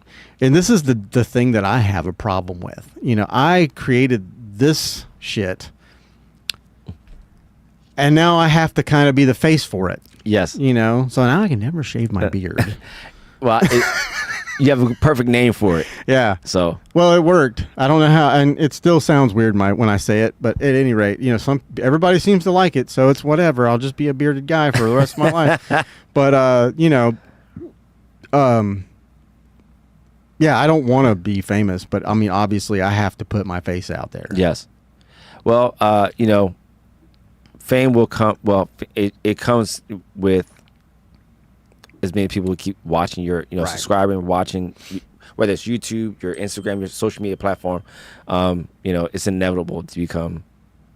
I don't want to tie money. Money doesn't, just because you're famous doesn't mean you're rich. Right. But, yeah, those two aren't together. But having your face out there, constantly getting seen, whether it's locally or through your social media platform. Right. You go walk outside this door, it's like, "Hey, I saw your podcast," and you don't even know them. That is, how would you, what? Yeah. How would you feel? What if, this is my favorite game. I'm so sorry. What if, you guys go out here, we wrap this podcast up, you're like, "Hey, let's go grab some dinner," or whatever. You guys go to the Big Dogs over here right in that shopping center. Next thing you know, you got 5 people come, "Hey," you don't know them. They know, but they know you. "Hey, I watch your podcast. I'm subscribed. I just watched, you was on there with John." How would you feel if 3 or 4 people walked up to you and said that to you? I don't know. It would be surreal. Like I've had people that I work with, find out. They find me somehow. Like, I don't know how, but they find me and they're like, "Hey, what is that thing you do?" I'm like, because it's always, I work with a bunch of old people. Yes. Older people my age. And they're like, what is that thing you're doing on the internet? I'm like, "Don't worry about it. Don't watch it ever."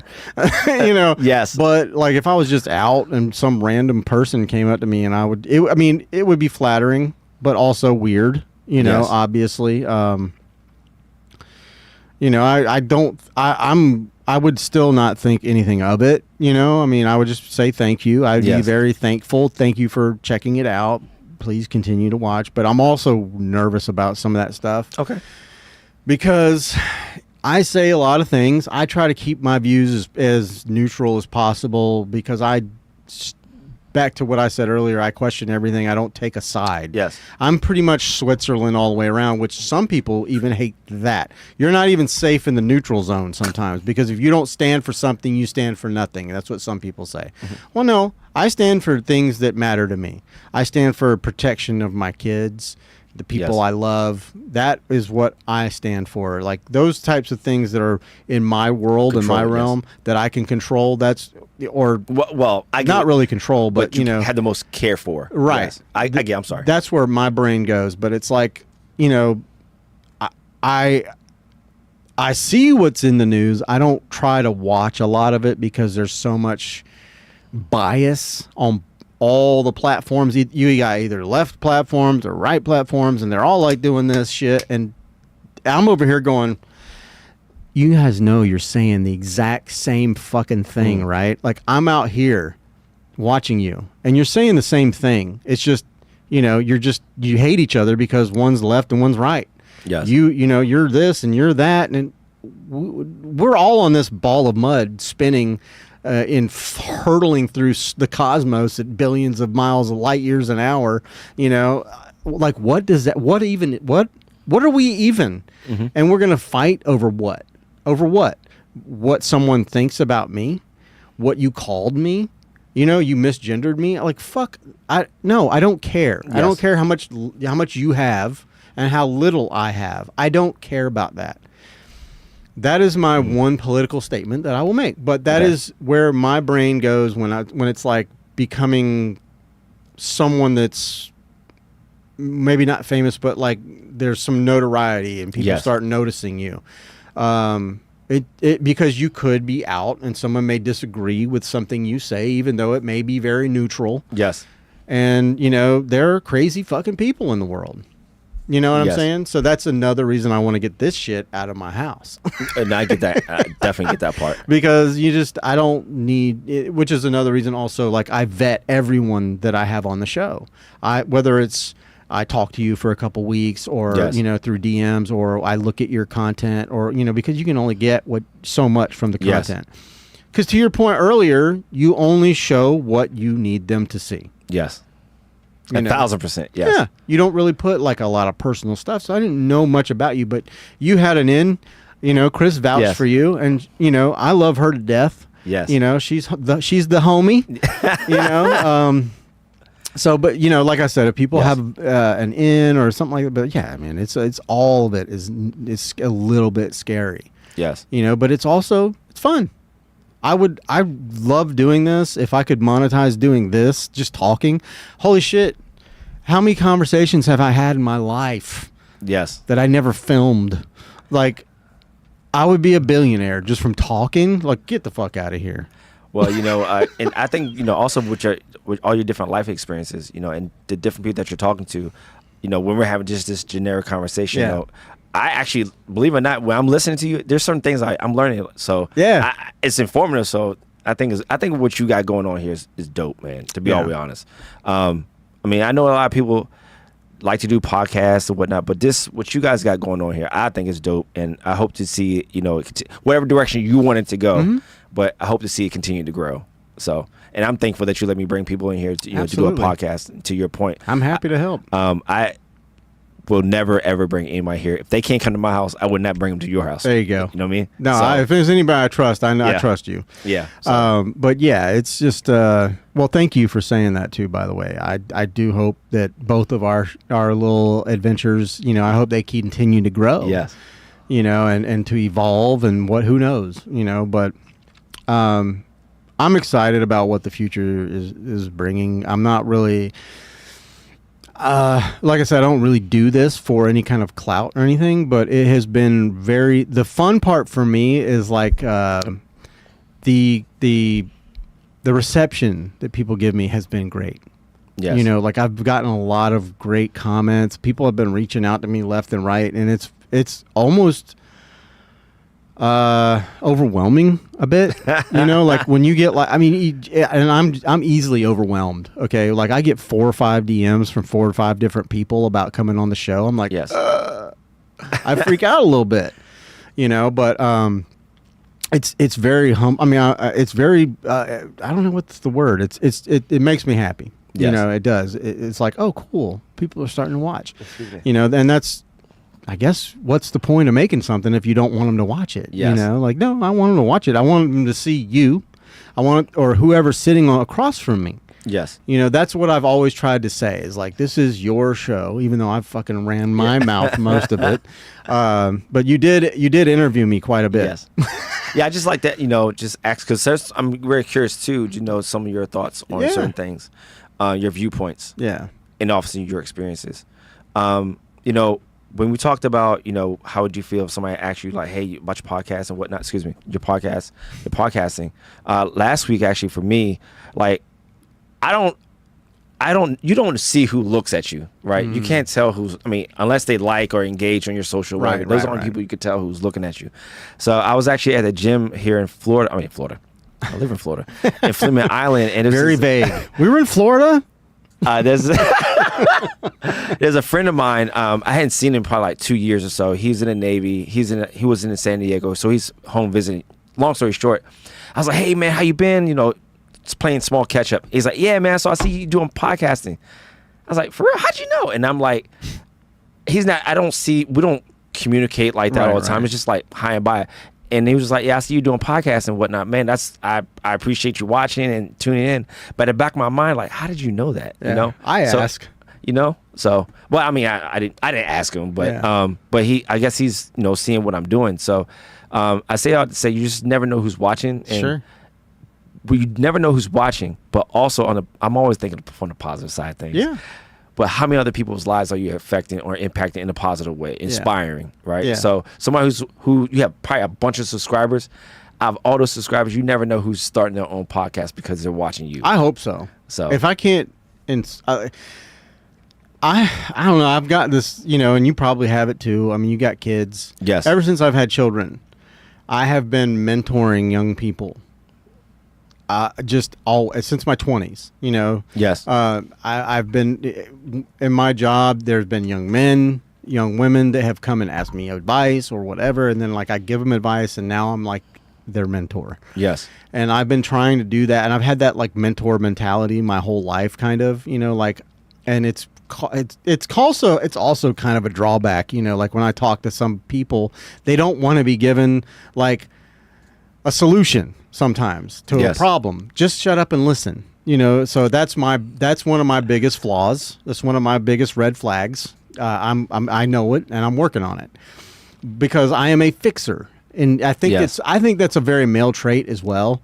I think big time. Yeah, we just want to fix things. It's because we'll step back and see the 5,000-foot view instead of being. Sometimes when you're too close to a thing, you cannot see the exit. You don't know where how do I fix this thing? If you stand back and look at it more objectively, instead of being too close, you can go, "Oh, well, I see what you're fucking up. You just need to do this. And if you adjust this, then this will work better. Yes. And then you'll be better." And that doesn't work for some people. Some people just want to just get it off their chest, and you just sit there and listen. That's what they need. That's the support they need from you. Yes.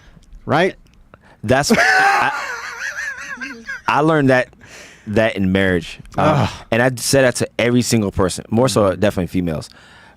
When somebody tells me something, I'll always say this: is that for me to comment, or you want me to listen? Okay, give me a comment. So when they say that, they're giving me permission to tell them either my thoughts or what to do. Because as I was saying earlier, I don't think, unless you have belief in a higher part, I don't think people listen to preachers. So I try not to preach. Right. So I was like, is that for me to listen or comment? Go ahead and comment. All right, this is XYZ, everything you just said. But just for me to listen, go ahead and share your thoughts. I just gonna listen. Mm-hmm. But in the back of my mind, I'm really thinking about something else. You're already thinking of 30 ways to fix it. Correct. Mm-hmm. So if they ask me, while I'm listening, I'm thinking literally what you just said. If I know the answer. Right. But then I just keep it to myself, and then they go through the situation and they still want to share, or you ask me a comment. Hey, this is what I would have done. Right. So. But I think you're right. Not a lot of people, they don't want, some people, I want to say men and women, women.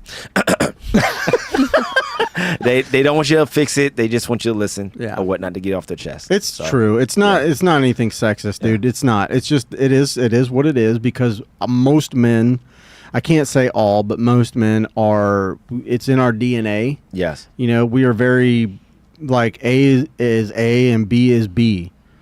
That's it. No in between. No in between. Yes. Sorry. That's okay. Yes. There is no in between. There's no gray area. It is black and white, and that's what it is. Here's the problem. Here's the fix. It's just like working on cars. But we have a very hunter, type mentality. It's in our DNA. We were doing that for millions of years. We had to go and protect, and we had to provide, and we had a very specific skill set and role that we had to fill. And now with this new age that we are living in, it's not the same. We don't all have that role. Some women have that role now, and that's okay, good. Yes. They wanted that, they got that, and so now we have that. But so there can be some confusing times for men when it's like that, when you're not the provider, when you're not the protector, it's like, well, okay, what do I do now? Where do I fit in now? Okay, well, I mean, I still have these thoughts and stuff, but so like the fix the car. I can fix you just like I fixed the car. Yes. Right. I did an oil change. Maybe I can help you with your brain. Yes. I can do an emotional oil change or something. And it don't work. It does not always work. So, but being cognizant of it, being aware that that's not going to work. Yes. Being aware that that's I think that's a good start. And I have become painfully aware that I'm horrible about that. And not just with like my kids, but like other people in my life. And I'm just like, when I catch myself doing it, I'm like, all right, okay, I got to shut up now, and we'll let you talk, and I apologize, and like I'm fully aware that I'm doing it, and it's like you step outside of yourself and go, you're doing that shit again, dumbass. That wasn't me. It was Patricia. But I think if you're just aware of it, I think that's a good start, and you can start to kind of like figure things out. Yes. Or not, because you don't always have to figure everything out. Yes. Right? Yeah. The smartest person knows that they don't know everything. That's the part. So. That part. Wow. What's up? You were going to say something. Oh, I was going to just read you a comment from Bruce. Oh. He said, hey, Jim, and also Graybeard Pod equals Rogan of North Florida. Righteous. Thought you'd want to hear that. Righteous. Bruce, we love you. I wouldn't go that fucking far. I have all my hair. Joe Rogan's bald? Oh, yeah. Okay. Bald as a whip. Oh. But he's way healthier than me at like 60-something. He's worked out his whole life, He used to do MMA too? Well, not MMA. Something? He does. He did taekwondo for many years, and he was on like a touring circuit, where he would do competitions, and then he did kickboxing, or like Muay Thai. But now he does he's like a 3rd-degree black belt in jiu-jitsu. Damn. Yeah. So. And this is the guy from Fear Factor, right? Fear Factor, and he also commentates for UFC. Okay. Yeah. Man. Okay. I know. Okay, yeah. So after you saying all, I'm not gonna lie. I've never watched a full podcast. I've seen some of the stuff, clips on like YouTube or the social or whatnot. I didn't know he had that many podcasts. I know he. So he's. If there was a podcast Hall of Fame, he would probably be in it. He says, because people try to give him the moniker like the Podfather, and he goes, no, it's not me. What's the guy's name? Oh, it was right there, and then I forgot. He was on MTV. He was the guy with the big hair. Do you remember MTV? Yes. Yeah. Big hair. Was it Sway? No. Huh? Was his name Sway or something? No. No, white dude with like the 80s like rock band hair. Not Pauly Shore? No. You're getting close. I know his name, and I've completely forgot it. But he's like basically the person that started podcasting. Like he invented like the RSS feed. Robert Stern. Howard Stern. No. Howard Stern hates podcasts. Oh, by damn. the way. Yeah, he's a total radio jock. Oh, okay. Damn, I was way off. Damn, okay, I don't know. I'm way off. Are you looking it up? Is it this guy? No? Wait, the guy? Adam, that guy. Yeah. I don't know his name. Adam, it's I Adam. just typed in MTV. Type in Podfather, Adam the Podfather. But I'm pretty sure that's him. Shit. I was so way off. Adam Curry. Oh, there you go. Yeah, that was him. Adam Curry. Is he still alive? Yeah. Okay. Yeah. He's still alive, but he's the one that kind of created it, and Joe Rogan like gives him full credit for that. Bruce said Bob Ross. I'm just gonna put some happy trees in here. Is Bruce here? He's here in Florida? Yeah. Okay. Hey, Bruce.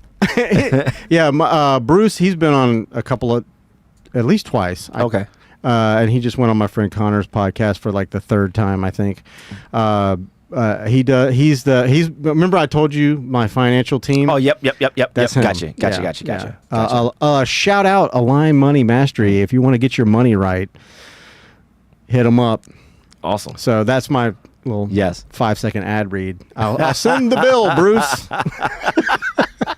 Dude, I've been like singing their praises because I've never been so financially okay in my life, and they're like, they work so hard, man, and they really care about you and like helping you get.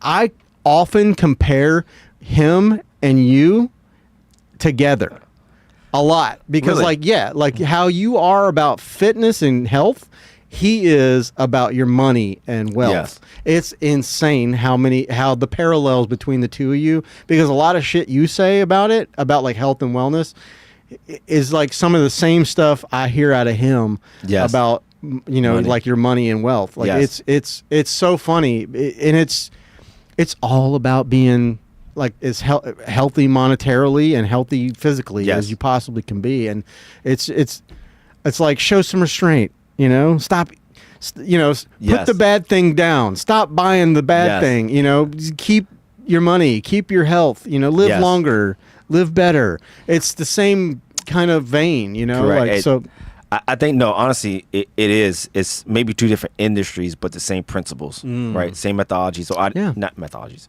ideologies. Ideologies, right? It's all about the health of something. Yes. And health and wellness, it coincides with a lot of things. Like if you, can you pull up, there's a quote by a guy, it's from the Book of 10 Rings. It's a famous quote from the Book of 10 Rings. It's like Miyamoto Musashi. That's impressive that you know that. Well, I listen to a lot of Joe Rogan. He talks about it a lot. That's still impressive. Not the Lord of the Rings. Nope. See, this is what I'm saying. You're on Yahoo. I'm sorry. Okay, let's go Google. Book of 10 Rings? Yeah, see if you can type author. Type in the author. Oh, yeah, there it is. What? No. Oh, it's gone now. Yeah. Oh, there it is. Miyamoto Musashi. And then type in quote. See if you can find quotes by... Look how smart she is. Very. Famous quotes? Oops. Yeah. There's a quote that he's... No. Any of those? No. If you know the way broadly, you will see it in everything. So that is a quote that I always fuck it up. But what he means by that is once you see... Like, he was a warrior, and he, like a samurai. Yes. And he believed that you needed to be proficient in calligraphy to be proficient in swords. And if you can be proficient in one thing, you will see, once you understand it broadly, you'll see it clearly in everything. Yes. You know, you'll be able to apply it to your life in everything. So, like, I really, like I said, to your point, yes, what you do can be, you know, traversed into just about every single thing that's in this world. Yes. You know, everything that we do, whether it's cooking or whether it's, you know, fixing cars or building houses or getting your money right, you know, I mean, any of that stuff. I mean, and I think it also boils down to discipline. Willpower. We as a society have been given so much stuff, and it's just like all there for the taking. We don't even, you know, talk about low-hanging fruit. We don't have to even pick the fruit. Somebody's going to pick it and deliver it to your house via DoorDash. You don't have to pick the fruit anymore. Yes. So I think we have just become a little decadent, you know, in that, and it's and weak and lazy. And we don't even, what's willpower? I don't need willpower. I'm going to eat that cake because after I eat the cake and get all tubby from it, I just call my doc up and he's going to shoot me with some Ozempic and I'm going to get it skinny and hot again. Yes. Yikes. Everything. Yeah. No, I don't want that. Actually, I'm pretty sure somebody's living like that. So. 100%. Yeah. 100%. I mean, it should be like bulimia and those type of things are real. Like they'll binge and purge. They're like, I want to eat the food, but I don't want to, you know, I don't want to get fat from it. So I'm going to throw it all up, and it's fucking horrible for your body. So I mean, it's like, how can some of that stuff can't be good? It just can't be. So I'm like very skeptical when I see somebody that wasn't that big to begin with, and they start taking stuff like a Ozempic or whatever I know there's like 4 or 5 other ones out there now that are similar. Yes. But when I see somebody that wasn't that big and they start taking that stuff, and I'm like, why? You know, and you look sick now. Your eyes are sunken back. You're talking about how bad your joints and my bones hurt. Like what? You know, I don't know if you follow tennis, Serena Williams. I remember seeing. Oh, I follow her. I remember seeing. I think it was probably like 2 or 3 months ago. Seeing her. I think it was Ozempic or. Oh no. One of those medications. Say it ain't so. Well, yeah. So she was promoting it and she said she was using it. Long story short, you know, comparing how she looked, like maybe like I say 3 or 4 years ago, maybe 3 or 4 years ago, to what she looks like now, it's just like, I hate to say, I'm gonna be honest, it looks horrible. It's just like we talked about body deteriorating. She looks just so much smaller and weaker and muscles gone and whatnot. So I just saying all that to say, you know, and this is like a millionaire, you know, millionaire, I don't know, billionaire, but millionaire. Everybody's susceptible to it. Yeah. So it's bad to see. That's all. It's very bad to see. And it's also like, I just want to ask him, like, do you feel better? Yeah. Because you look skinnier? Like, do you feel better? You know, Yeah, because if you do, cool. But like, if you feel like shit, yeah, maybe the juice wasn't worth the squeeze. Yes. You know what I mean? So, but I don't know. You can obviously tell I'm very biased when it comes to shit like that. Like, I'm not going to take it. Yes. I'm sure I could take it and I could lose my gut and maybe whatever. But I'm like, no, I would much prefer to eat better and work out. I have no willpower. I am what I talked about. I don't want to pick the fruit. I want to just order it on DoorDash. Fuck it. Well, I mean, honestly, I think sorry, Bruce, I'm kidding. I think that your approach, what you just said, I think that's for the long-term sustainability. I just think that, you know, no matter how much medication a person is doing, if your habits or the things that you don't have in place already, it doesn't matter how much drugs or how much drugs. Not say drugs. How much medication management you use. If you don't have all those other fundamental foundations of those basic habits, it doesn't matter. You'll have that weight loss and also like that, but you're gonna end up coming back down. So if you don't have the habits in place, of course, and as soon as you get off of it, you're fucked. You're gonna go right back up to where you were. But I mean, that's like back to like when we were talking about the TRT. Like, if your doctor's not like making you change your life habits before they give you this stuff, like, then that's a bad doctor. Yes. And I was having a conversation with somebody the other day about like motivations of doctors. You know, like, oh well, they can't take bribes from this and that company or this one or the other. They get kickbacks. You don't think these doctors get kickbacks? I'm maybe sure. under the table or whatever. I mean, hey, form. What's a brand new, a brand new Tesla between friends? You know, yes. You never know. You never know. And then before you know it, they're pushing this shit like it's like they're a dope pusher. You know, they're the new like highway Ricky Ross. You know, or freeway Ricky Ross. Well, I'm pretty sure there's some providers out there because they're still humans. They're humans before they're doctors. So I'm pretty sure there's some out there who put money and greed before the need for the betterment of their patient. Of course, I don't. Unfortunately, it's just like cops and politicians and anybody else that is in some sort of position of power. Yes, there's going to be people that are like tempted and they're tainted by the dark side. Yes. But then there's the rest of them that are out there just genuinely doing the right thing, trying to make people live longer and healthier. And the side effect is they got lots of fucking money. Yes. And good. I hope they do. I hope they can pay off that student loan that they made. Jesus, because that's one thing that will never go away. Yes. Which is absolutely insane. You can die and it still like never goes away. It like transfers to your kids. But don't worry, you never have to worry about that. I did not go to school. Yeah, well, but you're spot on with that one. So, well, I don't want to take up much more of your time. I don't know how It's been fun. It's been very fun. I enjoyed myself thoroughly talking to you. Absolutely. And I am so excited that you are producing your podcast. Not just that you're producing it here and that you're utilizing my services. I appreciate that, but I have been watching I watch it live while you're doing it, and I've been very impressed by your interviewing skills. Like you didn't think you had them in there, but you do very, very good. Thank you, brother. And you I think your guests feel it too. So I wish you all the most success in your podcast and in anything that you do. And I know that you're going to get it. You're a go-getter. You're not somebody that's going to sit around on his thumb and just wait for shit to hit him in the face. Nah. You make it happen.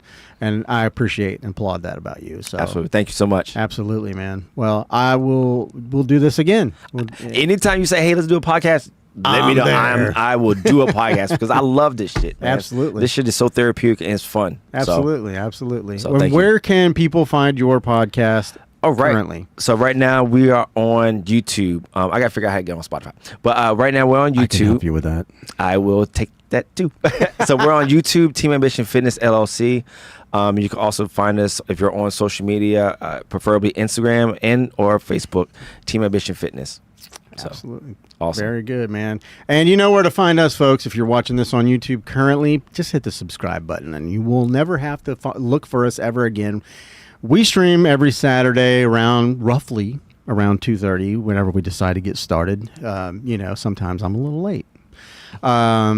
But yeah, we stream every Saturday, and you can go back and look at our library, and it's all there on YouTube. Just click the live tab, and don't forget to follow us on social media. We're on Facebook, which I don't go on there, but Instagram is our main hub. It's just the Graybeard Podcast. You can check out the photo page at the Graybeard Photo Co. I don't actually minus the. It's just Graybeard Photo Co. Boy, that's a mouthful. And we will see you next week. Love you. Bye.